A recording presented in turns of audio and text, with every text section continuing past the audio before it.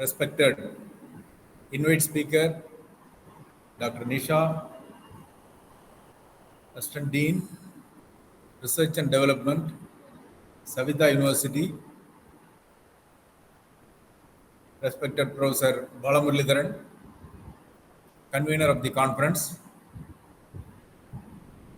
beloved delegates, and session chair of today's program, Dr. Mahima, Associate Professor from Savitha University. I welcome you all for the second day of the International Conference on Advances in Medicine, Science, Engineering and Management 2024. So before starting this today's program, let me introduce Dr. Nisha, the invited speaker for the second day. Sir, ma'am joined or not, sir? Ma'am? Ma'am not joined, sir. She was there. Okay.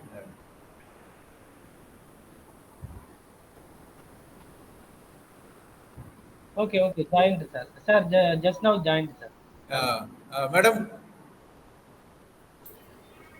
Good morning, sir. Am I audible, sir? Okay. Yes, madam. Yes, madam.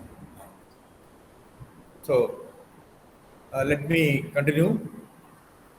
Our invited speaker, Dr. Nisha, is currently Assistant Dean, Research and Development, Savitha University.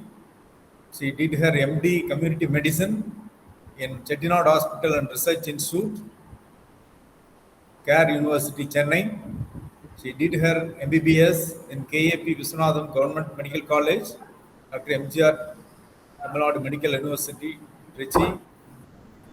She has funded projects from Tamil Nadu State Chapter National Tuberculosis Elimination Program 2021, from ICMR STS project fund in the year 2019, multi-centric pan-India collaborative project from ICU PDR funded project along with AIMS Gorakhpur.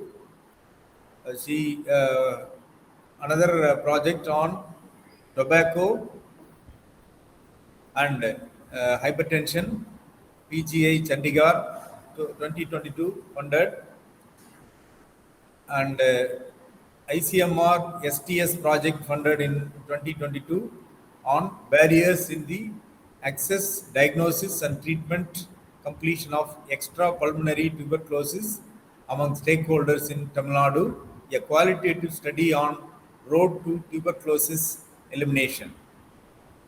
She has received awards including Tamil Nadu Government Scholarship for Professional Studies for Undergraduate, Excellence in Research with Funded Project Award, Academics and Clinical Expertise Awards, Savitha Medical College and Hospital, and a few more.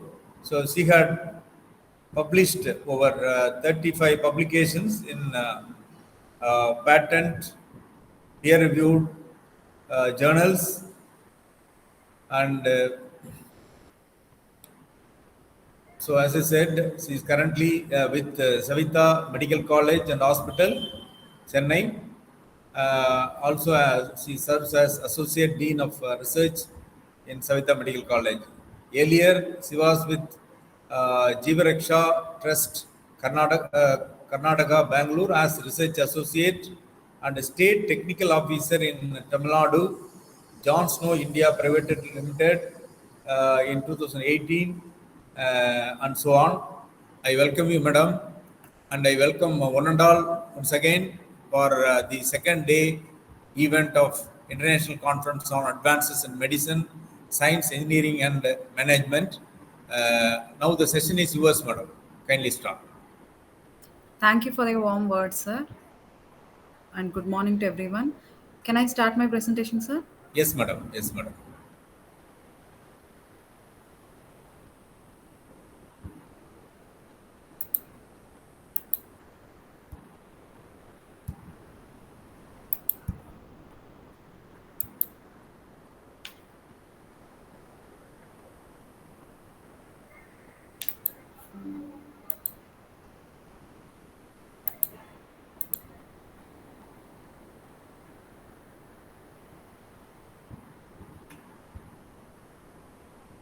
It's all visible, sir?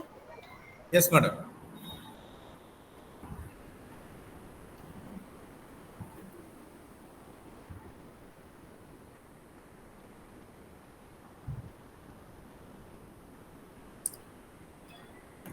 Good morning, one and all. The topic for today's discussion is From Bench to Bedside, Translational Research Innovations that are Changing Healthcare. Actually, the objective of today's presentations will be like the importance of multidisciplinary approach, integrating fields such as molecular biology, bioinformatics, pharmacology, and also key clinical sciences to facilitate seamless translations, and also a comprehensive overview of the translational research process and its significance in healthcare, and the discuss also about the latest advancements and also the future directions in the healthcare innovations. Let's move to the topic. So while introducing what is a translational research means, it's nothing but it's a critical bridging gap between the basic science and also the medicine, that is the clinical practice or practice to the patients. So first of all, we concentrate on improving healthcare outcomes in translational research. So it aims to enhance the healthcare results by translating the scientific advancements into practical medical solutions and also accelerating the medical innovations. So, whatever the innovations we are making, it has to be accelerated from the laboratories and it has to reach the population as soon as possible. Next, enhancing the patient care. It actually the gap between the bench research and the patient bedside research. So what does that means? It ensures the cutting edge treatments that will reach the needy and especially the needy patients very efficiently and very fastly. Next, it is the collaboration for the impact.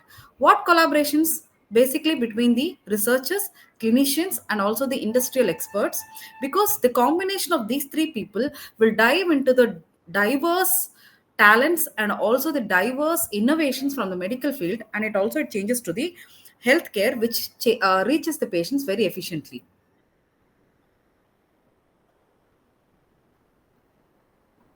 What are the key stages of translational research? The stages is very, very important. Okay. First, we start with the basic research. Basic research is nothing but a identification of what is the potential.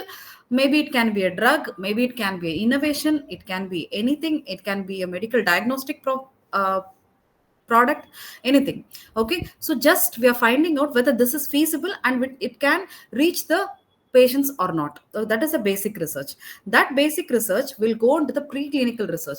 In preclinical research, we put that basic whatever we found out into the laboratory practices and also test in the animal experiments. Okay, the treatments in laboratory settings before advancing into the human trials. The next stage comes to the clinical trials. In clinical trials, we evaluate the safety and also the efficacy of the interventions in human subjects under the controlled conditions. Okay, so this is called as a clinical trial. There are various phases in clinical trials and all that we will go ahead later on. Next comes to the clinical implementation. This is the most important step where it integrates the successful treatment, that is the proven treatment by the clinical trials. We have to integrate this into the standard treatment protocol for the patients. Okay, so that it benefits the patients widely. Next comes the public health impact, which is also very, very important step in the translational research, where it examines the broader effects of implemented strategies on population health and also the wellness. So these 5 steps are very much critical in the translational research. So only finding out what is new or what is available is not enough. It has to be translated to the patient. That is very, very, very important in this scenario or current scenario of our world.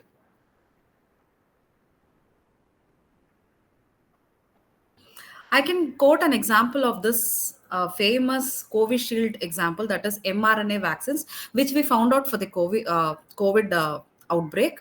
So in this, it actually revolutionized the healthcare with this mRNA vaccines. Okay, so first is that they fast track the development. Usually, to a vaccine to come into a market, it would take many years. Okay, whereas which we were in very much needy. So what happened? This mRNA vaccines of this COVID-19 swiftly moved to the lab to the public use. How? Because they use something called as seamless clinical trials. In seamless clinical trials, as I was already telling you, there are many phases in the clinical trials, like phase 1, phase 2, phase 3, and phase 4.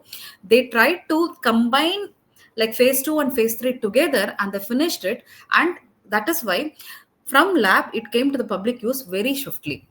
Okay, next, setting a new standard for rapid vaccine development. So in any case, in any further pandemics, so fast track development can be used. Next is high efficacy and safety. High efficacy and safety, how did they do it? Because they exhibited this efficacy rate, safety profiles by ensuring the widespread acceptance and also the adoptions. So they made the public health policies. They made sure all governments in the world, they protect the people by giving this vaccine. So that is why it became highly efficacy and safety. Next, global health impact. The global deployment of mRNA vaccines has significantly contributed to the curbing of the COVID-19 spread. So this is how they curbed this COVID-19 spread among the people and they stopped it. Okay. So this is called as translational research. So not only finding the vaccines in the laboratory was useful, but how it was translated to the global people, that is very important. Okay, so this is where the public health lies, and this is where we have to act upon very much nowadays.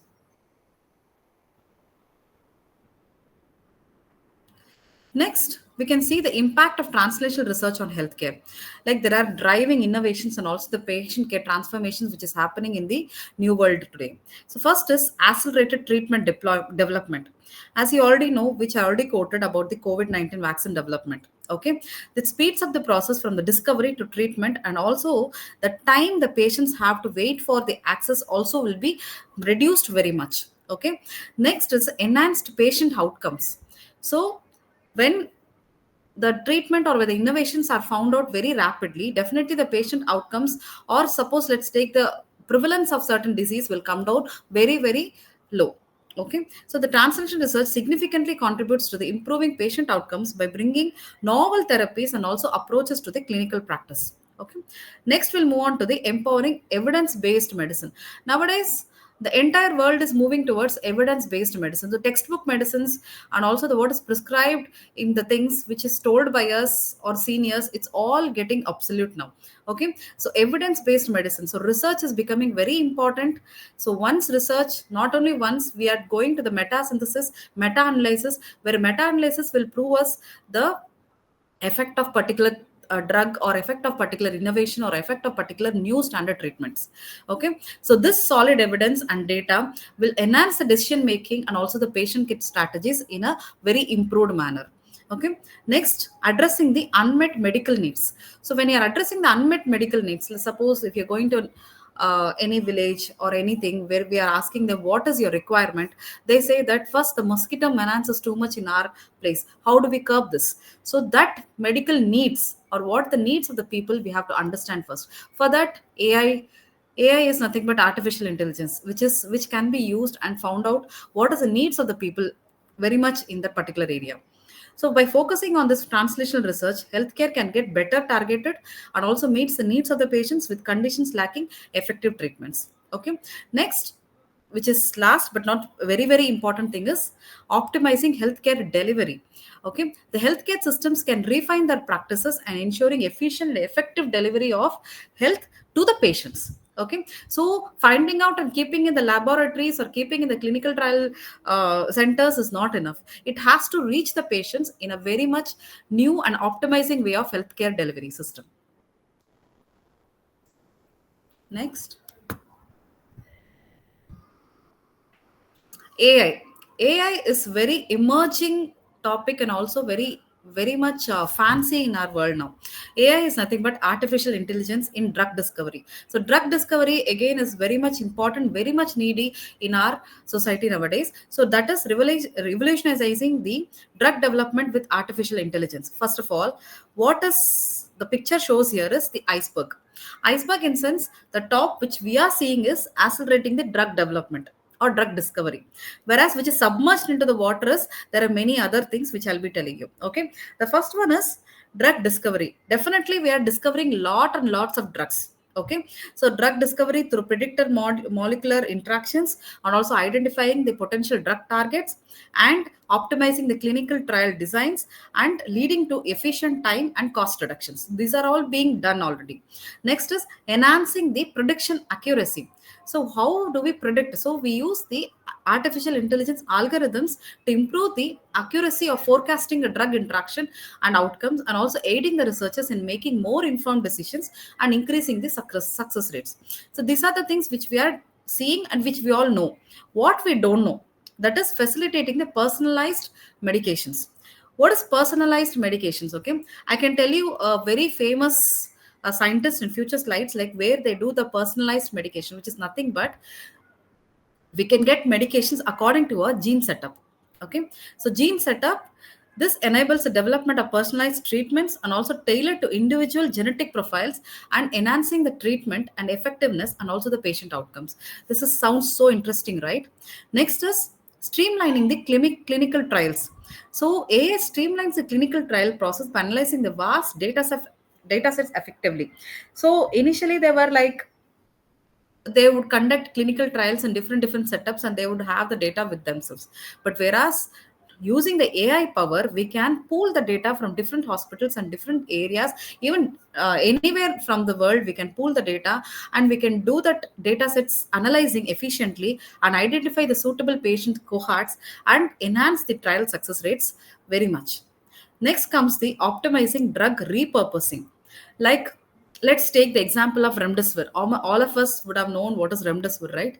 Which we used for the COVID 19 attack or the pandemic. Okay, so actually remdesivir was used for some other viral diseases, but we repurposed it and we thought that this can be a good bet for COVID 19 curbing. Okay, so this AI plays a crucial role in identifying the existing drug for new therapeutic purposes and accelerating the drug repurposing initiatives and expanding the treatment options. Next comes the improving drug safety profiles. Drug safety profiles is like AI driven tools, enhances the drug safety assessment by predicting adverse reactions and also the potential side effects early in the drug development cycle, ensuring patient safety, etc. Okay, so the role of artificial intelligence in drug discovery is emerging, and it will emerge and it will take a good place in our research.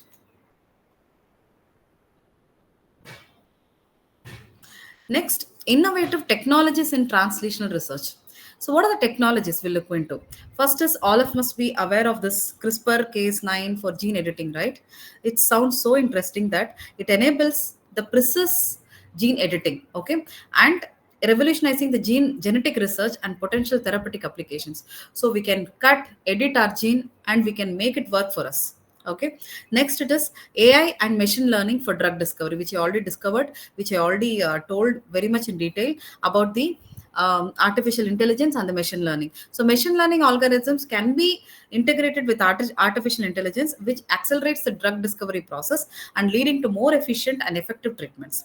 Next comes the organoids. Organoids is again a very much emerging topics in translational research, which is nothing but they grow the organs, okay, like human organs in the laboratory, and they fix it into the human body, which is successfully done for the tracheal transplantation. You must be knowing the lung and tracheas, right? So tracheal transplantation, trachea which has been grown in the lab, and that has been used to the patient.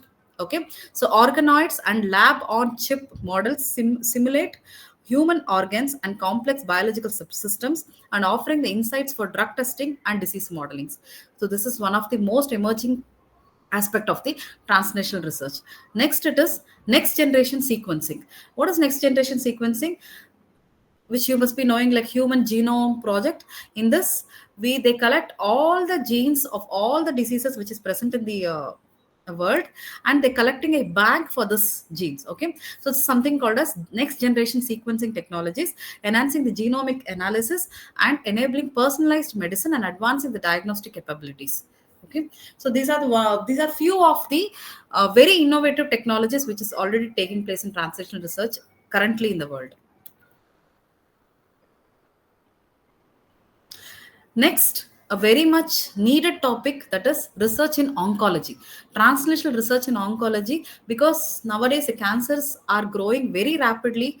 So this is very much in need. Okay, first is targeted therapies. What they do is they target a specific molecule involved in the cancer growth and progression, and they do leading more effective and less toxic treatments for that specifically targeted therapies. Okay. Next, it is immunotherapy advancements. That is utilizing the body's immune system to fight cancer, including checkpoints, inhibitors, and CAR T cell therapy, resulting in improved outcomes and the survival rates. These are the few translational research which is ongoing in the oncology. Okay. Next is biomarker-driven clinical trials. This is leveraging genetic, molecular, and biochemical markers to identify the patients who are more likely to respond to certain treatment and enhance the treatment precision and also the efficacy. So these three things which are upcoming in the translational research, especially in oncology field.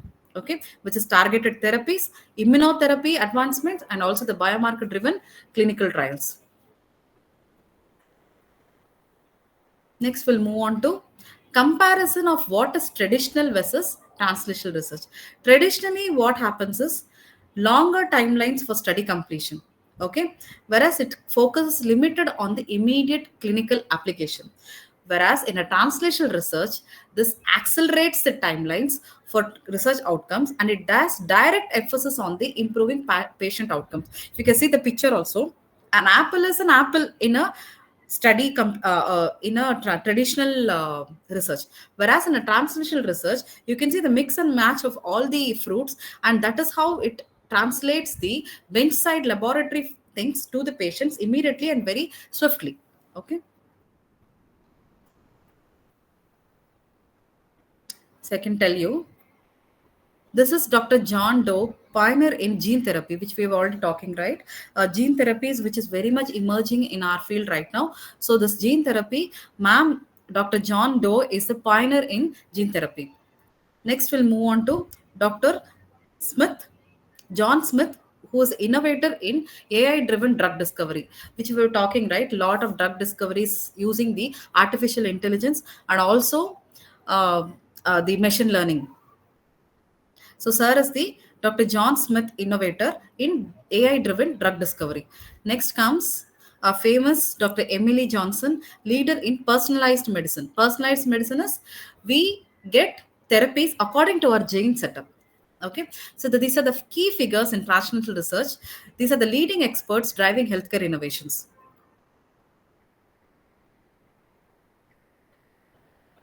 Next, anything we will face challenges, right? So in this, the challenges in translational research, that is the navigating the complexities of advancing healthcare innovations. First of all, there is limited funding and resource constraints. So securing adequate funding poses a significant challenge, and resource allocation can be insufficient for ambitious research projects. Next, stringent regulations. Definitely we have a lot of rules and regulations. Even while doing a clinical trial, we have a set of book that we have to follow. Okay, and compliance burden. Even we initiate the clinical trials or any innovations to compliance, that is to keep the patient until the end of a research, is very, very difficult. Okay, that is overcoming regulatory hurdles, demands meticulous adherence to evolving legal frameworks, complaints, obligations, and also complexities to research timelines is very, very crucial. Next, interdisciplinary barriers and communication gaps. Already I told, interaction and integration between the researchers, the clinicians, and also the industrial experts is very, very important, especially in translational research. But effective collaboration, if this fails, a lot of things fails here. Across various disciplines is essential, but often hindered by constructing the methodologies and also the terminologies. Next, ethical dilemmas, where patient welfare concerns. Addressing ethical considerations in research processes is critical to safeguarding the patient's rights and ensuring research integrity. So anything one misses, the ethical committee will come and stand in front of us and say, no, we cannot go further. So these are some of the challenges we face in the translational researches. Like especially very important is funding and resource constraints. If we have fund also, there is no manpower. If we have manpower also, there is no time. So money, time, and manpower is very important. Next, the stringent regulations. Next, the interdisciplinary barriers where we don't communicate well. Next, the ethical dilemmas. If you go and ask any doctor, like, do you know any researcher or do you know any industrial expert where you can translate your finding into to the patients? They'll say no, because we don't talk to each other.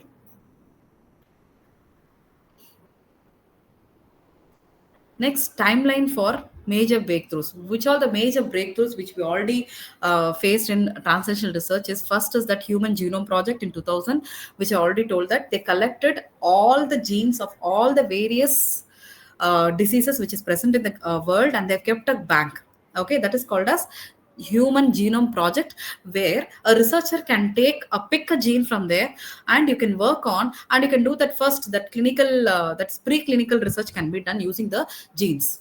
Okay, next is that first CRISPR cas gene editing. Okay, 9 gene editing. This is very very like breakthrough in translational research, where we can edit the genes. Okay, next it is 2020, that's development of mRNA COVID-19 vaccines, which is very much successful. And I think so most of us are vaccinated using only Covishield. Covishield is nothing but a COVID-19 mRNA vaccine. What are the future directions in the translational research? How it can be done? What are the advancements in shaping the future of the healthcare? First of all, expansion of precision medicine. Okay, that's leveraging the individual variability for tailored treatments and to improve the patient outcomes. So we should expand the precision medicine. Okay, next is enhanced use of AI and big data. AI is artificial intelligence. So advanced technologies can be used to take the data from various institutions or various places from the world, and which can be used for the purpose of diagnosis and treatment optimization. Next, development of novel therapeutic modalities. Okay, pioneering the innovative treatment approaches for challenging medical conditions with improved efficacy and safety. Next, increased global collaborations. The fostering the partnerships across borders to accelerate research, share knowledge, and also the address global health challenges collectively. So these are the 4 future directions in translational researches. So first is expansion of precision medicine and enhanced AI and big data. Development of novel therapeutic models and increased global collaborations. Amazon కాదు వేరేమో దా cost కట్టాలి దా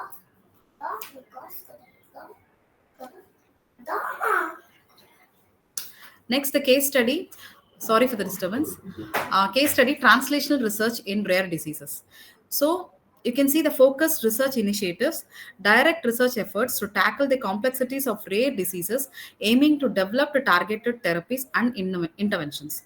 Next, collaboration with patient advocacy groups engaged in partnerships with patient advocacy organizations to gain insights, support, and also ensure patient-centric research and development. Next, innovative clinical trial designs. Like I already said, seamless trial, right? Where the mRNA COVID vaccines were developed, because in this, the various phases were merged together. Okay, implemented novel approaches in designing clinical trials, including it's called as adaptive clinical trial and platform, and also basket trials in which I already said they combine 2 or 3 phases and they put it in together to exhibit the drug development and also the approval processes. Okay, so in this we should have focused research initiatives and collaborations with patient advocacy groups and also innovative clinical trial design, so that our drug development will be exhibited. So at last, we have to call to action and support translational research. This is the critical bridging gap between the bench, that is the laboratory research. It has to reach the patients, that is the bedside research. Thank you. Any questions? Open for discussion, please. Good morning. Good morning to one and all. I'm Dr. Magima, Professor, Center for Global Health Research. I want to congratulate Dr. Nisha ma'am for her excellent presentation on translational research, mRNA vaccine, global health, societal impact, healthcare, treatment, development, evidence-based medicine, artificial intelligence, drug discovery, personalized medicine with genetic, clinical trials, innovative technologies, and gene editing, NGS, oncology, immunotherapy, biomarkers, ethical consideration. Really, it's a mind-blowing talk, ma'am. Your depth of knowledge and clarity with which you conveyed complex concepts were too impressive. Once again, I congratulate to Dr. Nisha ma'am for the mind-blowing and eye-opener presentation. And this is ma'am has started with basic research and completed with the product development from the lab to land research. It is very good for the emerging students and emerging scholars and scientists. Thank you very much, ma'am. Once again, I congratulate to you, ma'am. Thank you to the organizers also. Thank you, ma'am. Thank you, Dr. Mahima, ma'am. It's really wonderful words. It's encouraging me. Thank you. Thanks a lot. Thank you, ma'am. And I also thank Dr. Kamraj sir for giving me this wonderful opportunity to interact with you all. Thank you, sir. Any more questions? Thank you, Buddha. Any questions from audience? Any questions from audience? Okay. Any other doubt? Please mail to ma'am mail ID we have. Okay. Thank you, madam. It's a very nice presentation, madam. Thank you, sir. Thanks a lot. Okay, thank you. Sir, welcome, sir. Hello, sir. Welcome, sir. Welcome, sir. Yes, sir. Just am I audible? Yes, sir. Audible, sir. Just I will introduce, sir. 1 minute, sir. Good morning, one and all. I am Professor Dr. J.P. Patra from Professor Head EE and EEE Department of Upajal Engineering College, Bhubaneswar, which is the UGPG Engineering College and NAC A+ accredited college. So today I will just focus something on the electrical power generation in India, about which aspect I have already said. And as you know, that power is a very essential commodity for human living, and its what you call that its availability, its generation is very essential. As you know, that power is generated through various generators like hydro generator, turbo generator, and fossil fuel, renewable energy, and nuclear powers, and all these things. So India has got all these power generation in different years. Actually, it was during early 19th century India got the power plant actually. So just some statistics I will tell you. So India, the first demonstration of the electric light in Calcutta. Now Kolkata was conducted in 24th July 1879 by Fury and Co. Company. And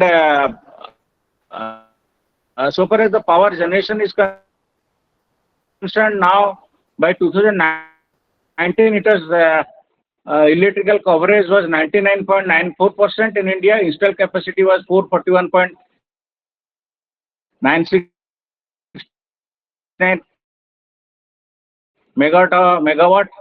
The production was financial year 2022 CA report 1719.442 watt hour, and the electrical generation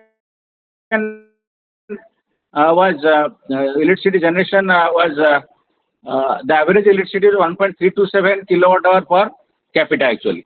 So there are different types of power generation, as you know, that the modern concerned, also fossil fuel. Lot of research is going on in this power generation sector so far as the generation control protection is concerned. And India, the installed capacity by 31st December 1947, it was only 1.362 megawatt in India. And now you just see it is 31st March 2024, it is 441.970. Okay. So we are constantly growing in power, and also since the population is also increasing and a lot of demands are increasing, we are actually striving to meet those things. And the source of power is the coal, lignite, gas, and diesel. And installed capacity in megawatt fossil fuels, it was 237.9 237,269, out of which coal was 205.235. But since coal will be depleted once after within my maximum 50 years, we will not get the coal actually, and after that we have to go for the renewable energies. Sun is the very powerful source to give that energy. And Indian, as you know, that the highest power plants, capacity power plants in India nowadays is from the private sectors like the Adani Group and all these things. NTPC is the major producer of power, coal power in India, and the National Hydropower Corporation is the hydroelectricity. We have not achieved like China, but in China, you know that the Three Gorges Dam, it was almost 24,000 megawatt producing. But we have in India 10,000 megawatt power generation capacity in Maharashtra, and the captive power sector capacity is 47,000 megawatt. So far the coal is concerned, and hydroelectricity is 140 megawatt from water. And then renewable energy is 7,100 megawatt in India by 2024. Natural gas is 6,700. So oil is 19,200. So total is 79,140 megawatt is the captive sector actually. And state-wise, if you distribute, then so far as the state of Orissa is concerned, the electricity captive capacity is 12,171 megawatt. Gujarat is 7,061 megawatt. Chhattisgarh is 5,787 megawatt, and Karnataka is 6,613. Uttar Pradesh 4,779. Rajasthan is 3,161 captive capacity. As you know that the entire country is now connected by national grid. Previously, the southern grid was functioning under 60 megahertz and all other 50 megahertz. Now, from 2013, the entire country has been covered under the 50 hertz, and it is called national grid, the eastern grid, the western grid, the southern grid, the northern grid, and northeastern grid. So, power from Maharashtra instantly it is coming to Orissa. From Orissa, the power is going to Jammu Kashmir, like that. People are now thinking of international grid, but it has not been possible till now due to many constraints. So, the power generation in India is in that range what I just now told.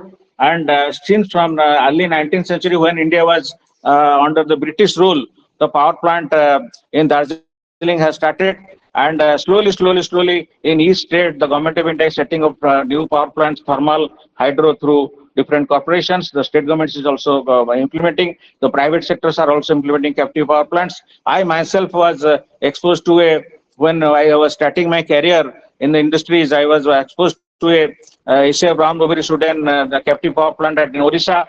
It was 100 megawatt, 54 into 2, and it was thermal and coal fired. Also, I had exposure to the hydropower sector in Orissa. It was actually 250 megawatt, 50 into 5.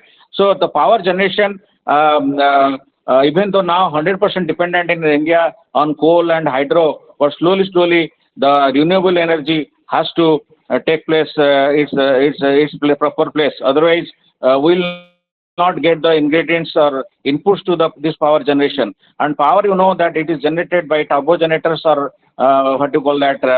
salient pole and cylindrical type rotor generators through AC generators actually. As you know that even though the electrical engineering started from Benjamin Franklin in the early 18th century, by the kite experiment and subsequently by the invention of the transformer by Michael Faraday, the law of electromagnetic induction, and finally it was Thomas Alva Edison who gave a DC generator, and it was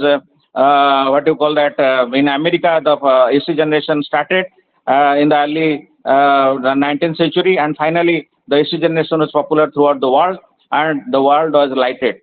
But it was Thomas Alva Edison who first gave light to the entire human race by inventing the incandescent bulb. So the power generation, the history is not much older actually. It was just, you can say, early 17th century and 18th century, and then 19th and 20th and 21st. So now that is a lot of since the power is a very complex quantity and lot of integration is required all the power plants has to be integrated, and its active power flow and reactive power flow has to be controlled. And these things are controlled, as you know, that megawatt control and the megavar control. The megavar control is dependent on the frequency. The megawatt control is dependent on the frequency, and the megavar on the voltage actually. So these two controls. So control is a big challenge, and a lot of programmable logics and rugged softwares are being invented, so that how the power plant, such a big power plant system in the country, they can be integrated, and they can be automatically, they can they can work with less manpower and with less damage.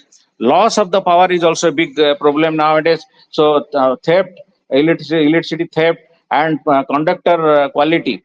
You know, the high voltage DC has now come into picture for a long distance power transmission, and for a limited power distance power transmission, we normally use the what you call that AC power transmission. So this is the position of total what you call that thermal in megawatt in India. It is actually how much? It is coming to be 206,825 megawatt thermal, if all the states are taken into account, all the states, and out of which that means it is coal actually, coal, lignite, gas, and diesel. So this total is thermal. So total thermal is coming, my dear learned listeners, it is 239,073 megawatt actually. That includes all these sources actually. And the demand trend, it is increasing. What you call that, electricity production in India is increasing day by day. So it is not that we are stopping our production. So now the growth of electrical consumption in India from 1947, it was domestic was 10.11%, and now in 2023 it is 25.79% domestic consumption. And rural and urban electrification has also played a lot of role. India's Ministry of Power launched Deen Dayal Upadhyaya Gram Jyoti Yojana as one of its flagship programs in July 2015, with the objective of providing round-the-clock power to rural areas. The program focused on reforms in the rural power sector by separating feeder lines and for rural households from those for agricultural applications, and strengthening transmission and distribution infrastructure. A previous scheme for rural electrification, Rajiv Gandhi Gramin Vidyut Karan Yojana, was subsumed into the new scheme as of 28 April 2018, 12 days ahead of the target date. All Indian villages, a total of 597,464 villages were electrified. India has also achieved close to 100% electrification of all rural and urban households as of 4th January 2019. 211,088 million rural households were provided with electricity, close to 100% of 212.65 million electricity, close to 100% of the 42.941 million total urban households. So the per capita, let us come to the per capita consumption of the electricity generation in India is concerned. It is total consumers in millions in India is actually 334.51, and the electrical generation, so far as the coal is concerned, it is actually 73.1%. Large hydro, it is 10%. Small hydro, 11.170%. Wind power is 71.814%. Sorry, 4.4%. And solar power is 6.3%. Biomass and other renewable energy is 1.1%. Nuclear is 2.8%. Gas is 1.5%, and diesel is 0.0%. So these are the breakups of different sources of energy that will give actually heat to the turbo and water to the hydro. So these are the breakups in India. So largest is the coal, but coal will one day empty. So naturally, we are going for solar, wind, what you call small hydro, nuclear, gas, diesel, biomass, and other renewable sources of energy. And a lot of research is going on actually how these renewables can be injected to the power grid when the conventional coal power station is already there. How the control will be changing, how the protection will be changing, what can be the softwares that will take care of all these type of complicated issues that hybrid maintenance of a power system or grid, microgrid, the large power grids. As you know that the transmission voltages has been now in India, it has been almost 1200 kV actually, 1200 kV, 765, 1200, 1000 kV like that. And for that, the new insulators, new type of conductors and transmission towers, these are all challenges for India. So India is constantly growing. So far as the different segments of power generation is concerned, as I told, coal, large hydro, small hydro, wind power, solar, biomass and other renewables, nuclear and gas and diesel. So the yearly gross electricity generation by sources is fossil fuel. In the fossil fuel, we have coal, oil, and gas. It was 2023-24. It was actually 1,294,071 actually. And thermal power plant, you know that it purely depends upon the coal, hydro on water, and nuclear on nuclear fuels actually. So and the integration of renewable power, as I told you, that is now a big challenge. How solar, wind can be integrated to the main grid, the national grid. Then the nuclear power, as of 31st March 2022, India had 6.78 gigawatt of installed nuclear power generation capacity, or nearly 1.7% of the total installed utility power generation capacity. Nuclear plants generated 47,063 million kilowatt hours at 79.24 payload factor in 2021-22. So India's nuclear power plant development began in 1964. India signed an agreement with the General Electric United States for the construction and commissioning of 2 boiling water reactors at Tarapur in 1964-67, and this effort was placed under India's Department of Atomic Energy in 1971. India set up to its first pressurized heavy water reactors with Canadian collaboration in Rajasthan actually. The famous Compucom reactor, all these things, you know, that in India in 1967, India created the Nuclear Power Corporation of India Limited to commercialize nuclear power. The Nuclear Power Corporation of India is a public sector enterprise wholly owned by the Government of India under the administrative control of the Department of Atomic Energy. The state-owned company has ambitious plans to establish plants totaling to 63 gigawatt generation capacity by 2032. This is the ambitious plan of India. Then after nuclear, it is renewable energy. On 12th August 2021, India's grid-connected electricity generation capacity reached 100 gigawatt from non-conventional renewable technologies, and 46.21 gigawatt from conventional renewable power or major hydroelectric power plants. As of 12th August 2021, there are about 50 gigawatt of projects under development and 27 gigawatt that are tendered and yet to be auctioned.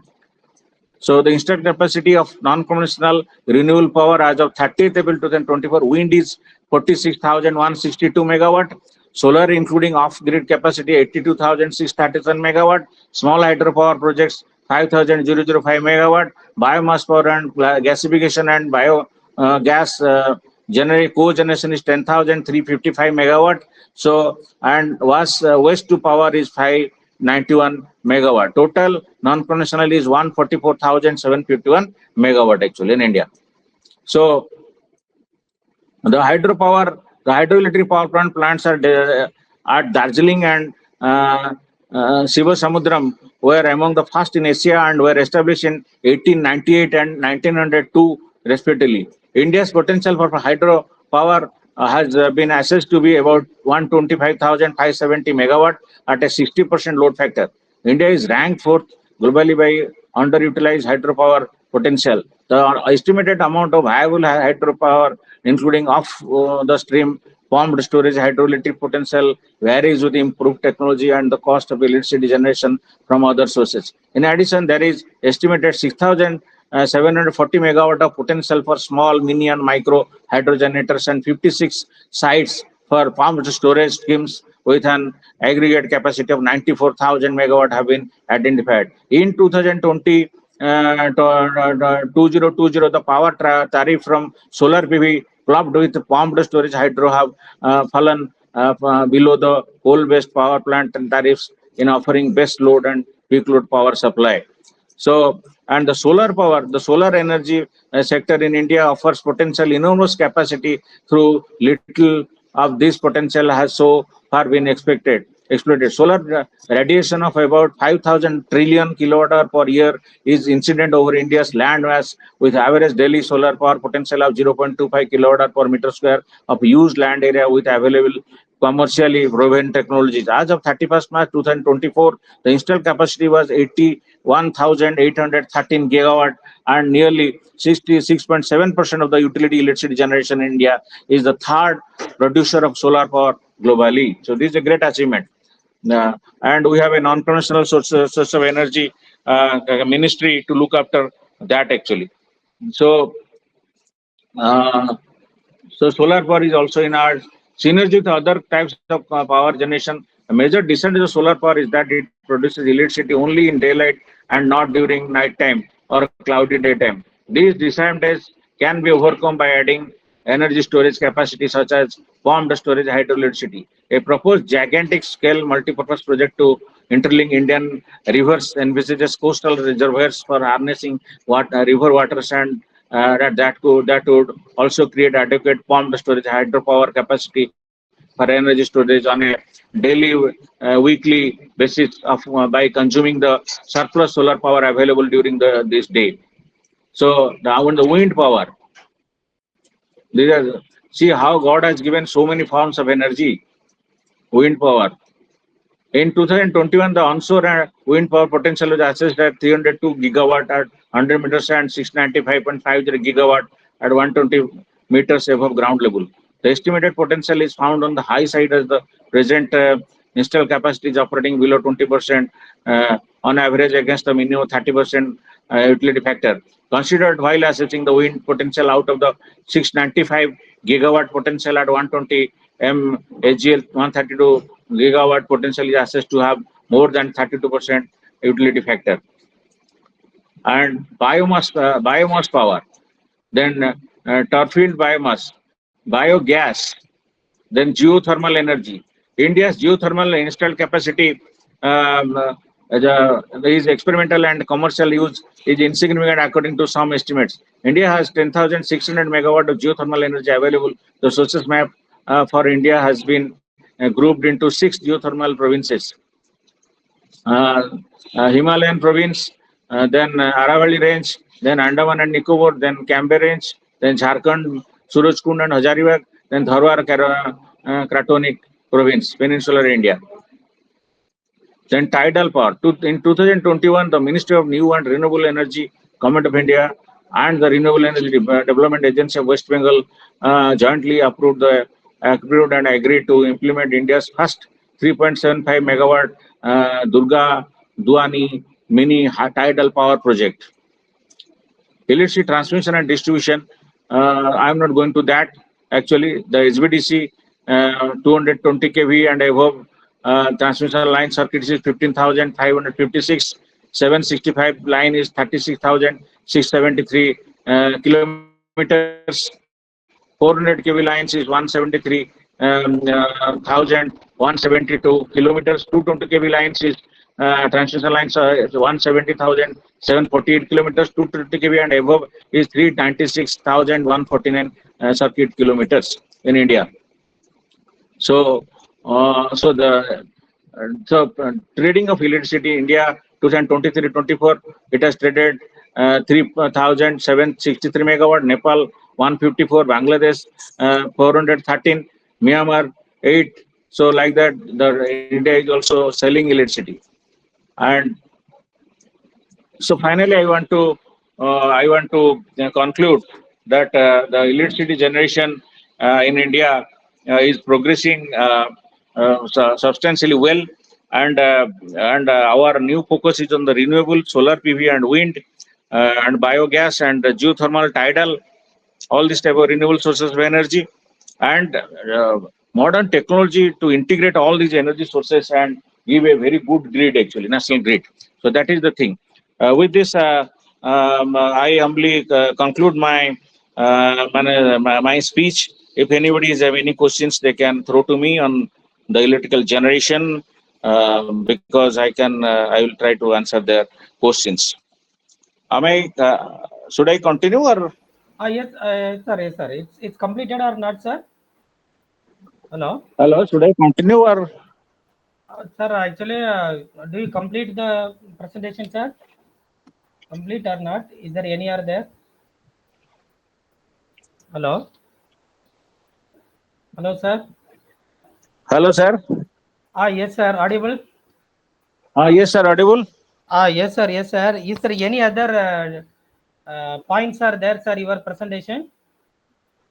Sir, these are the points actually: conventional and non-conventional sources of energy and power generation in India, and India is progressing constantly well so far as the power generation is concerned, and we are self-sufficient in power. We have now a national grid of a constant frequency of 50 hertz, no different types of frequency like 60 hertz and other things. So the power is very essential for the development of humankind, let it be micro power or a mega power or a mini power. So India's installed capacity and different generating stations in different states, the national grid, the Power Grid Corporation of India are all good assets to the India's development in power generation, sir. I think with this short speech, I should conclude, and any questions from the audience, I will try to answer there, and or tell them what to refer actually. Yes, sir. Yes, sir. It's a very nice presentation, sir.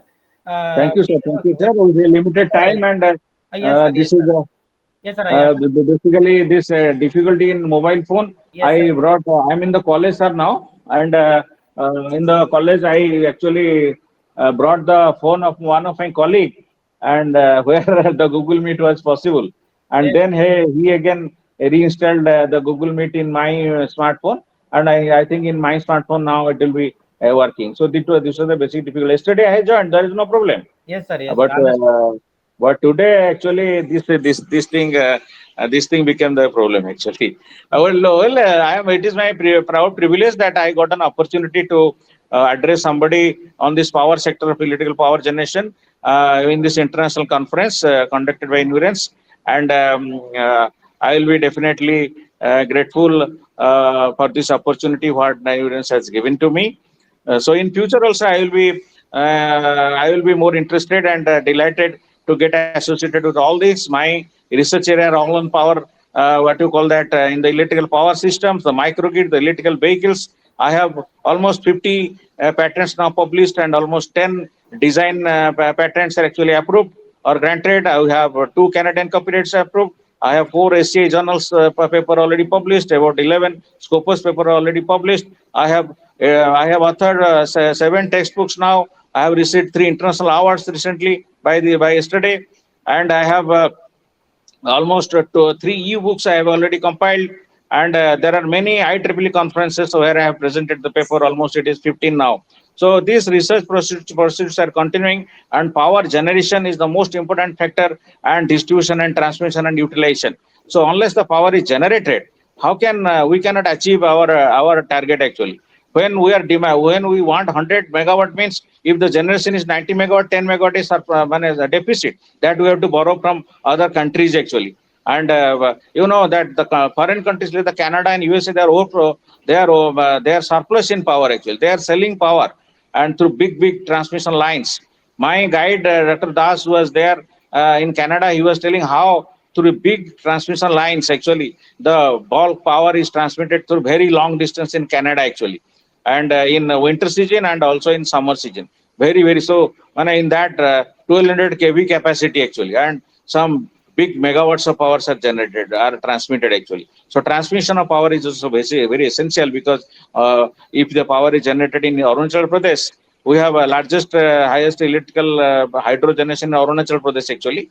So if that power will not come to other parts of the country, then there is a wastage. So transmission line is very essential, and high voltage DC is now the technology call actually. Back-to-back high voltage DC.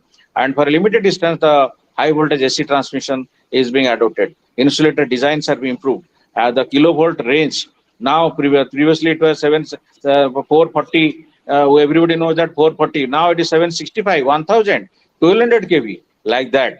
China is, of course, ahead from us so far as the power generation is concerned, and it is number one in India, in world. But globally, India's position is within the 10, or you can say within the 5. So India is in a good position so far as the power generation is concerned. So I'm delighted to present to my learned audience this short topic, which is a very vital topic for human existence in this country. So that is my humble submission, sir. Yes, sir. Yes, sir. Very nice, sir. Any questions from audience? Audience, any questions?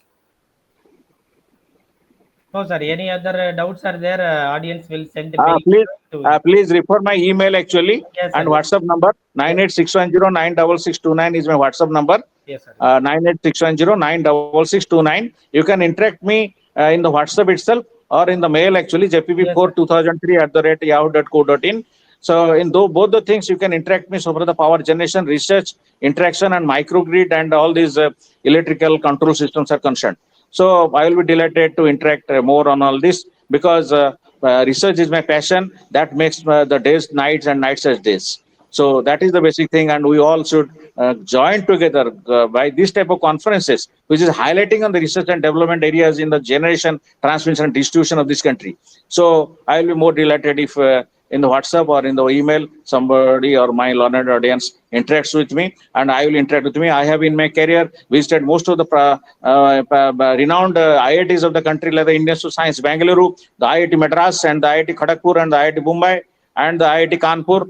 And I've interacted. We have big group of researchers in the country, and we interact many of us on all these sectors actually, different material technology, power generation, transmission, and microgrid control, and all these type of things. So let my learned audience also join me and foster this culture in this country, so that R&D can be strengthened in this country. The country can be a country which can sell power to the other countries of the world actually.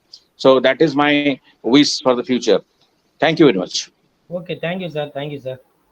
Thank you, sir. Thank you. Thank you, Nice. sir. Thank you so much, sir.